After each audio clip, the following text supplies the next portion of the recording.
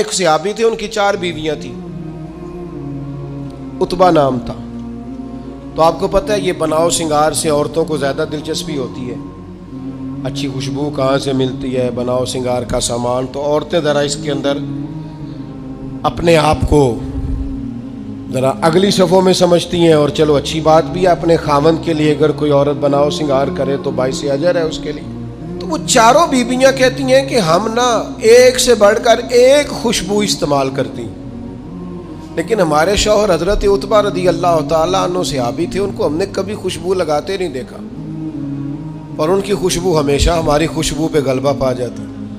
تو وہ صحابیات 4 کہتی ہیں کہ ہم ٹٹولتی تھیں، ان کی جیبیں دیکھتی تھی، خوشبو کہاں سے لاتا ہے، پر خوشبو کوئی نہیں، جسم بڑا مہکتا ہے۔ ہم نے بڑی کوشش کی 4 نے مل کے، 4 بیویاں، سمجھ نہیں آتی تھی۔ فرماتے ایک دن 4 اکٹھی ہو کے کہنے لگی آج نہ چلو اس بات میں تو 4 سوکنے اتفاق کرے نا۔ کہتے نے اپنے شوہر سے کہا آپ بتائیے خوشبو کہاں سے لاتے ہیں؟ کہنے لگے اللہ کی قسم کبھی لگائی نہیں، اوئے ہوئے ہوئے، کبھی نہیں لگائی، اس پتے سے ڈھونڈنا قاصد میرے دلدار، کبھی لگائی نہیں خوشبو۔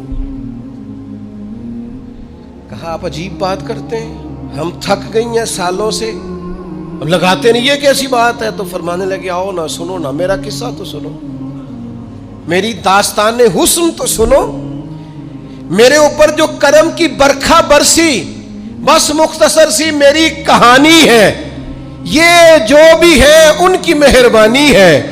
کہا مطلب کیا ہے؟ تو حضرت عتبہ فرمانے لگے میری کمر پر بن گئے تھے دانے، ان میں ہوتا تھا درد، تکلیف، آزمائش، جلن، میں تکلیف میں تھا، تو میں تکلیف سوائے ان کے کس کو بتاتا جو میرے ہر بات میں میرا سہارا تھے۔ میں سیدھا چلا گیا دروازہ رسول پہ، رو کے عرض کی حضور یہ درد ہے، سونے نہیں دیتا۔ تو کہتے ہیں کریم نے فرمایا تو کرتا اوپر کرنا۔